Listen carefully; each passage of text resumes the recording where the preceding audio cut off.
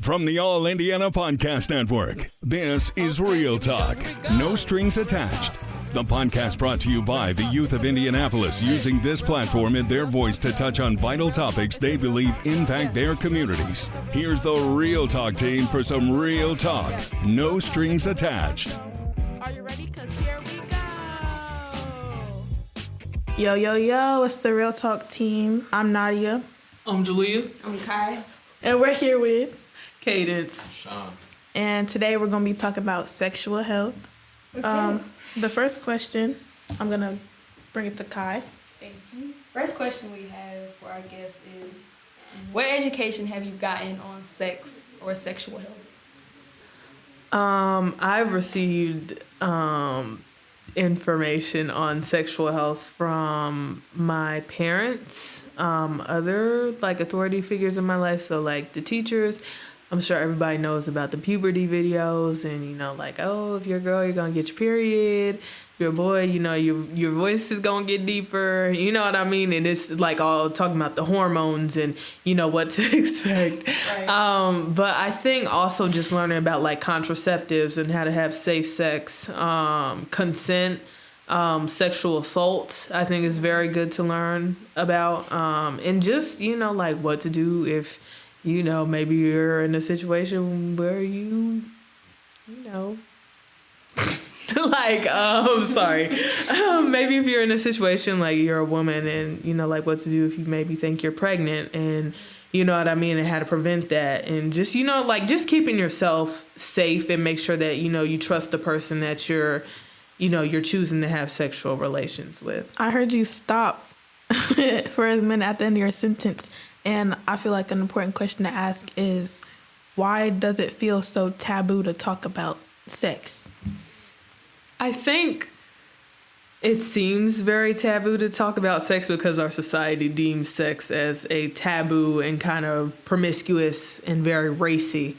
And it's even when I'm out in public, I'll be with my Nana and we overheard this girl talking about her sex life. She's like, yeah, I ain't gonna get into all of it.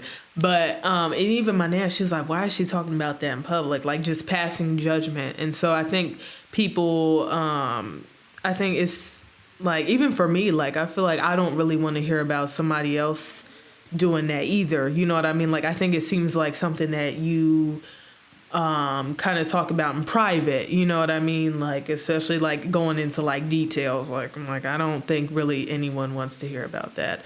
But I think we should kind of talk about it more, especially how to be safe, because I feel like a lot of kids today, they don't really have enough insight on, all of that. Even kids in college, me, I'm a freshman, and there's even kids that don't even know how to stay safe at parties, and you know what I mean? Just I think it's very important. There is some that we're sorely lacking. I think this generation also definitely has a lot more experience with talking about sex because it's not as frowned upon as previous generations. Mm-hmm. That is very true. Actually, even some parents are go ahead and do it. But I kind of want to hear from Sean now. What you gotta say?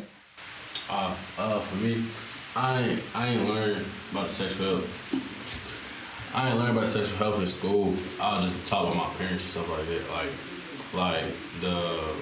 How to use a condom, how diseases, sicknesses can come from having sexual intercourse.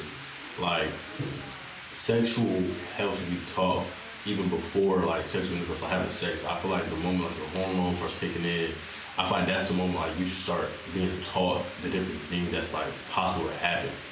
Because in today's society, it's teenagers, male, female, whatever, it's all about having sex, but it's not about having sex. It's not about the awareness of what might happen, the pregnancies, all the different things as a male, what would produce into females. None like that is being taught in school, honestly. So I feel like it is a big deal for teens today to be taught sexual health at home and in schools. Okay. Well, for my nice little question. With that, do you feel in schools, because let's be honest, a lot of kids, they do be, you know what I'm saying, in the bathrooms or at parties and stuff at school. Happened so many times, yeah. There's They do be literally having so sex. many. They do have some sex in the bathrooms and stuff, like especially at homecoming and prom.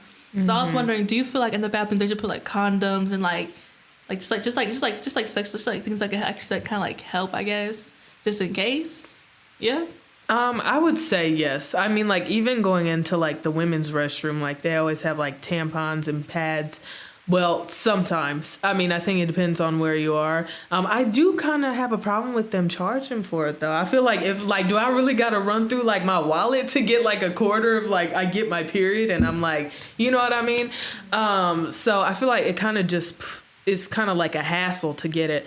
But I do feel like they should put like condoms and, you know, stuff like that. And I mean, just in case you need it, like, I mean, you can never be too safe. You know what I mean? Like, I'm sure some people will probably pass judgment and be like, ugh, these kids are doing stuff. I mean, like, but wouldn't you rather them be safe and like cautious about it if they are going to have sex? I mean, what do you think? Honestly, I feel like there should be no charge of having safety. I feel like a lot of teams they're not able to like get that stuff on their own. Like a lot of teams they're like afraid to go to the stores and buy it or ask their parents for it. So I feel like at schools we should provide that with no free charge. I feel like we should provide it for the students because like condoms, Plan Bs, pregnancy tests and stuff like that. I feel like that should be like brought into like the school bathrooms so students can get that. I don't feel like it should be like blasted like hey, these are like there for like everybody to know about, but I feel like it should be there in the bathroom. I really do feel like it should. I feel like putting condoms in the bathroom is just going to encourage people to have sex in the bathroom. But if you think about it, with that happening, like at least they're having safe sex. At least it's less likely for them to be pregnant or get STDs or things like that. At least it's being more safe if you think about it. Because like kids can do it either way. Let's be honest.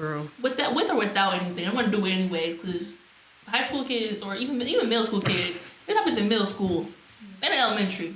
Yes, I know that. Yeah, elementary. It happens in elementary. That's crazy. Y'all think it's crazy, but I'm serious. It be happening in my elementary school, my middle school, this girl. everything. I know where 10 kids were pregnant right now.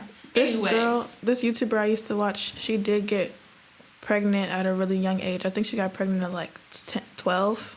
Jeez. Middle school. Just because she didn't know how easy it was to get pregnant. So she was not having safe sex. And I feel like that's very important to talk about because if you're just simply not educated on how easy it is to get pregnant or to get an STD or whatever, you're more prone to have unsafe sex and end up with these diseases or a child. I want to add on something. I don't think it's just, I think talking about the safety and protection while having sex is important, but I also think adding comfort to that discussion is critical. You can be as safe as you want, as protected as you want, but if you feel like you're being coerced into sex, if you feel like, oh, I'm just doing it because I feel like he wants to do it, you know, these are all things that make it, like, even if you do have a condom or whatever, that still counts as unsafe sex to me. If there's no consent involved, that's it. It can even be debated if that's even sex or if that's rape. Now, we just finished up the interviews for the episode that we're going to be airing. And I wanted to know, what are some of you guys' biggest takeaways and new information that you took away from the interviews? Or new perspectives, period. I think for me, one of my biggest takeaways was just the utter dissatisfaction with our school system. Like, they were just like, no, our sex ed course did not do a good job. No, we did not learn what we wanted to learn. No, we did not learn anything that we could take away from. Just the utter dissatisfaction and the need to do better. I think that's something I took away. I have to definitely agree. I feel like with everything that happened, like, it was more of the fact that I realized that, like, schools aren't really helping us be protected, I guess. Like, if schools put things in the bathrooms, we be more protected, in my opinion. There's also the element of communication throughout our peers today and their parents and the school system. There doesn't seem to be a lot of cohesive education that all three know. Yeah, it's definitely also important for, I feel like, parents to talk about sex in general with their children, because if you're not going to talk about it and the school's not going to talk about it, where are they getting their information from? The internet. The internet, which is not a good source, to be honest. And we saw a lot today that a lot of our individuals that we had on the interviews today didn't really have a good sense of where they could get that information from, whether that was from their school system or that was for their parents. There's not as much of someone that they can go to that knows what they need to know to help them out throughout this process. Okay, those are some pretty good takeaways, but are there any opinions that people shared that you agreed or disagreed with? I think just like the whole double standard of like women engaging in sex and men engaging in sex, like I do think that our society is a lot more okay with men being more sexual. I mean, like, even in like, I think just people kind of like, you know, try to like portray men to be more sexual by nature. You know what I mean? Like, oh, if a man cheats, like I remember watching like this interview and they asked the woman, they're like, well, how would you feel if your man cheated on you? And she was like, oh, well, I mean, if he just had to scratch an itch, basically what she meant, like if he was just like, you know, in the mood, you know what I mean? Like she would be okay with it. But I think like if men like, they asked her husband the same thing and he said no, like he wouldn't be okay with it. So even just like some women are like, well, I mean, like even, you know what I mean? Like it just seems like they're a lot more okay with like men like having sex or just, you know, being intimate with a whole bunch of women rather than a woman being intimate with, you know, a whole bunch of men. Like it just seems like men don't really want to engage with a woman who does that. But I feel like I respect that. I think, like, for me, I wouldn't want to be with someone personally who has had sex with multiple people just because I feel like, I mean, like, why are you interested in me then? You know what I mean? If you can sleep with 20, 30 people, like, I mean, why are you interested in me? But, I mean, I feel like there's not really anything wrong with, like, I mean, not caring about that. Because I know some people, like, you know, that's not a deal breaker for them, but I don't think that it's a problem if it is. I feel like one thing that's important to keep in mind is that if you have had sex with a lot of people, but you're looking for somebody who has a lower body count, I just think that's kind of flawed, and that's a very big double standard because especially for women, it's extremely frowned upon. And it's extremely frowned upon when they have multiple bodies. And I feel like it shouldn't be. It shouldn't be. If you are also a man that has multiple bodies, you shouldn't shame women for having multiple bodies, because how does that make sense? And then you're saying it's not the same thing when it literally is the same thing. To piggyback off of that, if you want someone with a low body count, be someone with a low body count. If you don't care, then it is what it is. I definitely agree with that. Like, I feel like if you're somebody who has like, if you're a male and you have like 20 bodies, and then you want a girl who's like either a virgin who has like probably even like 2, you overstepping a little bit, because how you supposed to with 20 people and expect her to only have 2? How are you bopped out and want somebody? Exactly. Like, altogether, if you want somebody with a low, if you want a virgin, be a virgin yourself, or at least have one. I have to say, like, don't overstep it all the way through. And again, a girl can have 2 bodies, and it's okay. And a male, if they're over 10, that's not okay. I don't care what any of y'all say. Over 10 over 5 is not okay. If you want to grow 2 body count to the 2, that's a body count, and you have over 5 where you have 5. That's not okay. Go lower. Period. I feel like the reason that there is such a stigma and negative connotations with women having a high body count is because women are supposedly, quote unquote, seen as like innocent and pure, and if they have multiple bodies, that just kind of counteracts that. So I feel like that's why men think it's so terrible when women have a certain amount of bodies. But with men, they are also, they're, like Kaden said, seen as more sexual publicly. And it's if a man has multiple bodies, then they get praised for it and they get like a pat on the back, basically.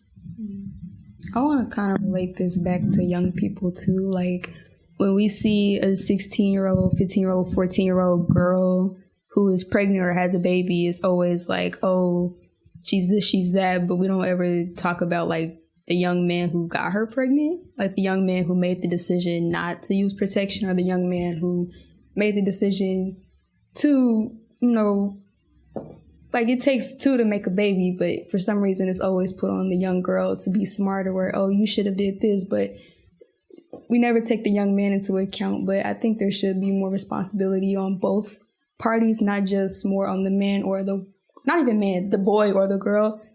But yeah. I definitely agree with that because it, like you said, it takes two people to have a baby, and the women should not always be blamed for getting pregnant because A, it could be non-consensual, B, like she could have took the steps to remain safe and he could have disregarded that.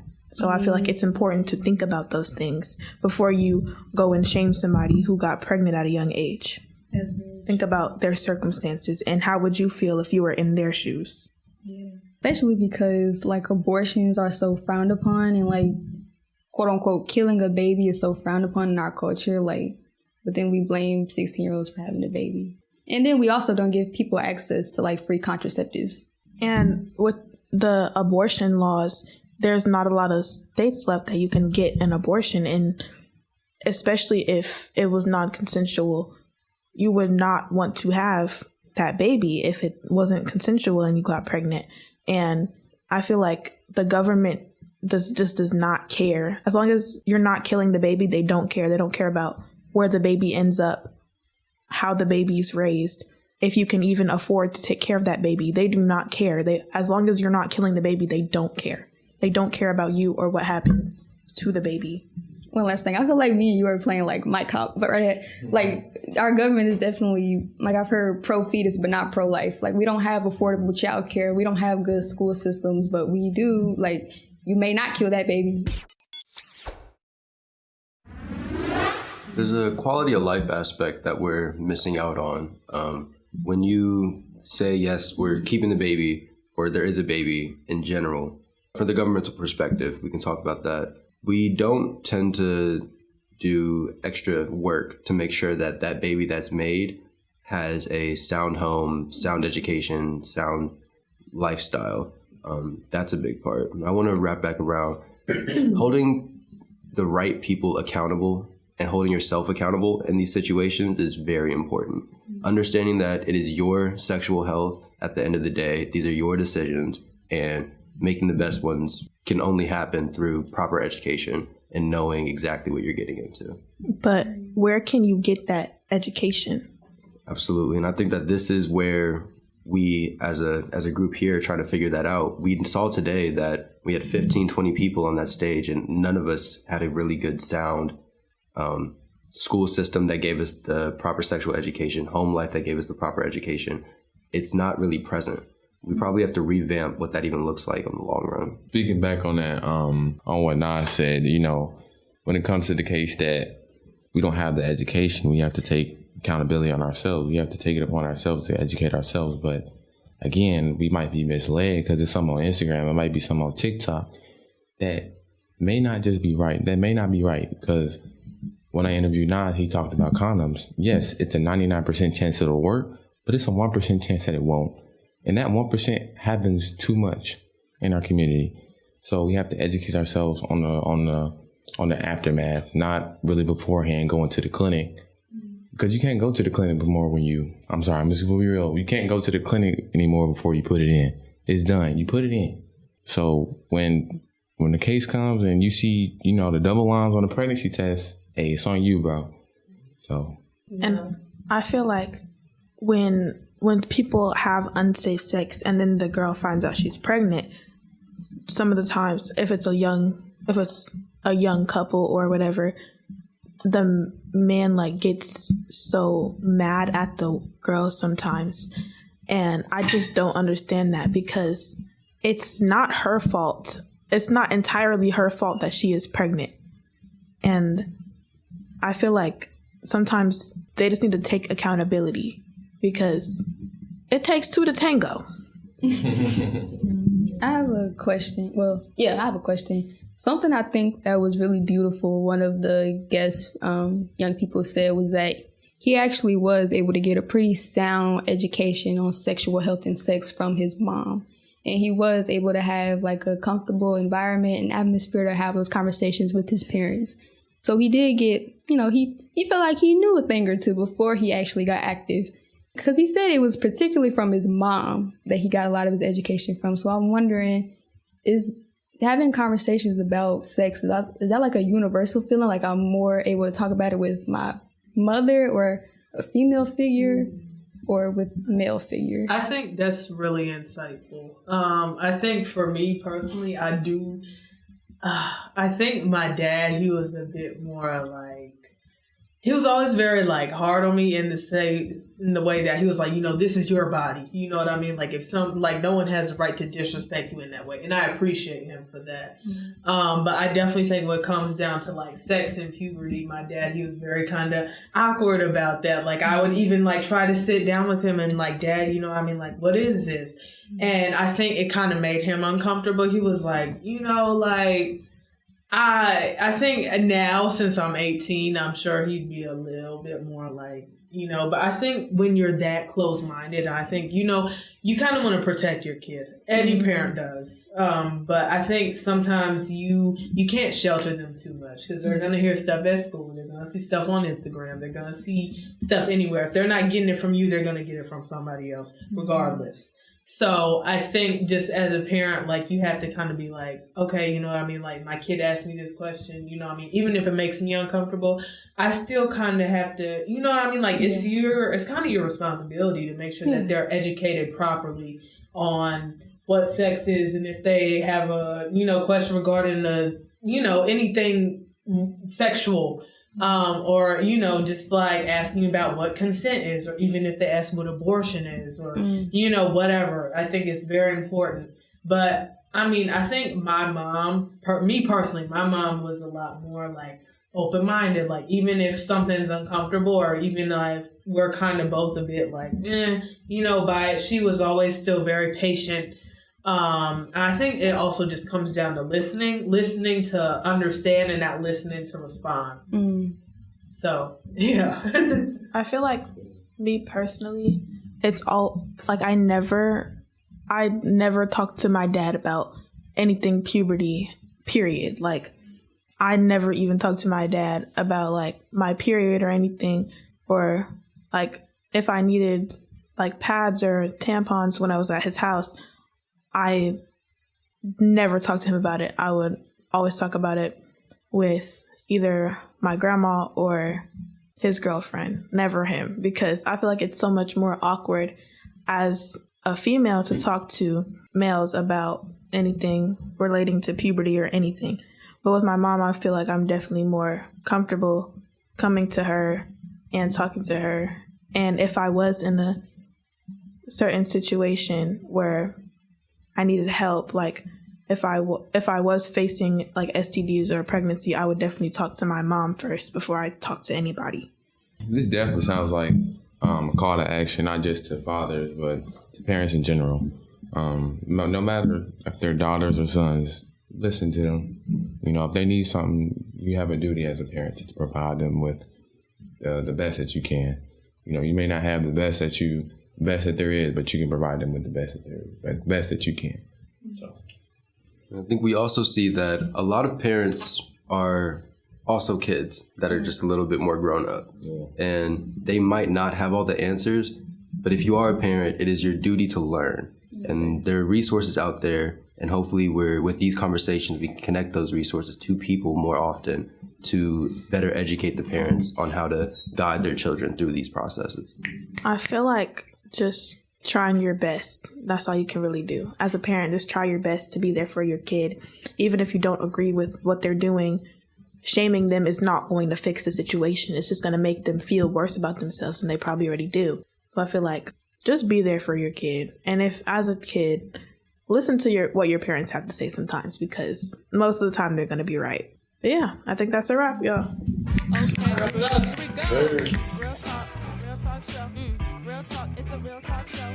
This is Real Talk. No strings attached.